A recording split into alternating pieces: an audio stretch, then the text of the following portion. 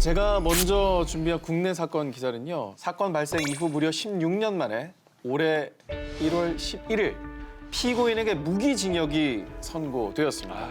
자, 먼저 사건은 2001년 2월 4일로 거슬러 올라갑니다. 이날 전남 나주시 드들강변에서 17살 고등학생 A양이 나신 상태로 숨진 채 발견이 됐고요. 당시 그녀의 상태로 보아 성폭행을 당한 뒤 목이 졸려 살해된 것으로 추측이 되었습니다.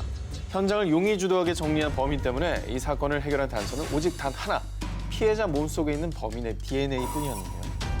사건 발생 후 이 단서를 바탕으로 용의자를 찾아 나섰지만 쉽사리 용의자는 잡히지 않은 채 속절없이 시간이 흘러갔습니다. 자, 그러다 2010년 용의자의 DNA를 동의 없이 채취할 수 있도록 법이 바뀌면서 드디어 2012년도에 용의자의 DNA와 일치되는 사람이 나타나게 된 겁니다. 하지만 B 씨는 합의로 성관계를 했을 뿐 나는 살인을 하지 않았다 이렇게 주장을 했고요. 결국 증거 불충분으로 무혐의 처분을 받게 됩니다. 하마터면 영구 미해결 사건으로 남을 뻔했었는데요. 다행히도 2015년 태완이법이 시행되면서 살인사건의 공소시효가 폐지됐고요. 자, 무엇보다 B 씨에게 법원이 유죄를 선고하게 된 결정적인 이유는요. 한 법의학자가 핵심적인 과학적 근거를 제시했기 때문인데요. 제가 중요한 기여를 한 법의학자 교수님을 직접 만나보겠습니다. 드들강 이 사건은 어떻게 해서 이제 함께 하게 되신 건가요? 일단 서류를 보자.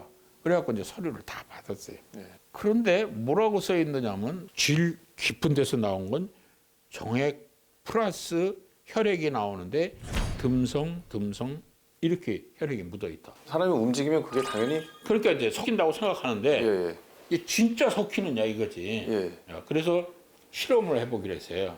부엌에 가면 예. 그 위생팩 이 정도 되는 거예요. 먼저 안쪽에다가 쫙 정액을 이렇게 넣어놨어요. 예.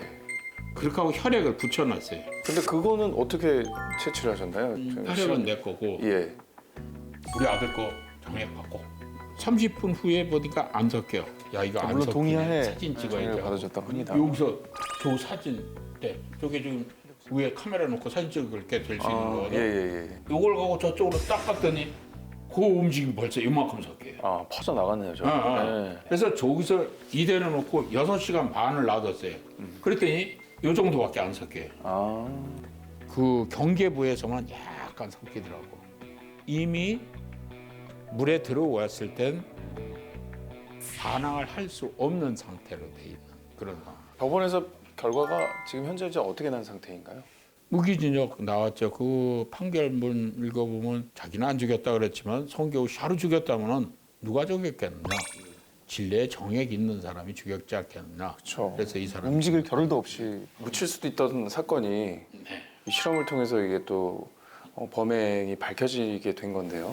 어쨌든 진실 밝혀나가는 거 이게 이제 우리가 할 일이고 그거를 아주 제일 잘 만들어졌을 때 그때 기쁨을 느껴야 되겠지. 반드시 해결될 사건이라는 사실은 모두 시청자분들도 함께 기억을 하셨으면 좋겠고요. 드들강 살인 사건처럼 하루빨리 해결이 됐으면 하는 바람을 가져보겠습니다. 네. 포기하지 않는다면 희망은 있다. 네가 맞아. 아, 근데 이제 웃으면서 시작은 했지만 네네. 내용 굉장히 충격적이에요. 아, 그래요? 이것도 그래요? 준비해 주시고. 19인데도. 19인데도 무섭습니까?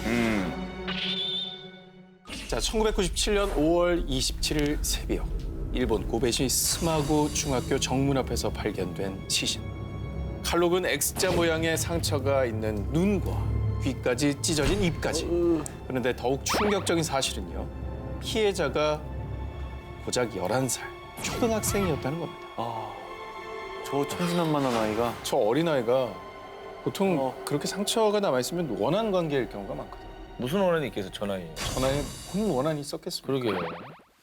자, 거기서 끝이 아니었습니다. 살인범은 찢어진 피해자의 입에 자신의 닉네임 사카키바라 세이토와 경찰을 향한 도발적인 메시지까지 남겨놓았습니다. 자, 게임이 시작됐다. 우둔한 경찰들아, 나를 잡아봐라. 어머, 나는 사람을 죽이는 게 유쾌하다. 사건의 잔혹성 그리고 도전장까지 보내는 대범함 때문에 경찰에서는 범인을 건장한 30, 40대 남성으로 예상을 하고 수사했는데요. 자, 그런데 사건이 발생한 한 달 뒤인 6월 28일 범인이 검거되자 일본 열도는 그야말로 발칵 뒤집어지고 맙니다. 그 이유는 범인은 바로 피해자의 시신이 놓여있던 중학교의 평범한 재학생 14살 아즈마 신이치로였기 때문입니다. 뭐야? 자, 그런데 범행 조사 도중에 더욱더 충격적인 사실이 밝혀집니다. 체포 후 순순히 범행을 자백한 아즈마는 원래 교문에 걸어두려고 했는데 이게 자꾸 떨어져서 앞에 두고 온 거예요. 이런 말을 남깁니다. 사이코패스. 뿐만 아니라 취조 도중 추가로 밝혀진 범행들. 2, 3개월 전부터 4명의 초등학생들을 이유 없이 망치로 때리거나 칼로 찔렀고요. 일이야. 심지어는 살인이 이번이 처음이 아니었던 거예요. 와, 뭐지? 뭐 정신적으로는 문제가 있는 거 아닙니까? 자, 그런데요. 일본 국민들이 더 격분했던 건 당시 일본의 소년법상 형사처벌 대상 나이가 16세였기 때문에 14세였던 아즈마는 그 어떤 형사처벌도 받지 않았고요. 정신과 치료를 위해 관동의 의료 소년원에 수감이 됐던 겁니다.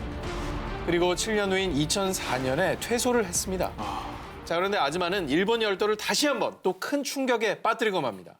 2015년에 피해자와 유족들에게 동의를 구하지도 않고 죄를 고백하고 용서를 구한다며 수기를 출판한 겁니다. 자, 수기를 통해 범죄 당시 잔혹한 행위 묘사와 자신의 살인에 대한 정당성을 줄줄이 늘어놓아 피해자 유족들은 또다시 지울 수 없는 큰 상처를 입고 말았습니다. 하지만 아이러니컬하게도 최근 발행 2주 만에 누적 판매 부수 15만 부, 매출 종합 1위를 차지하기도 했다고 하네요. 다시는 일어나지 말아야 할 살인, 일본판 악마를 모았다였습니다.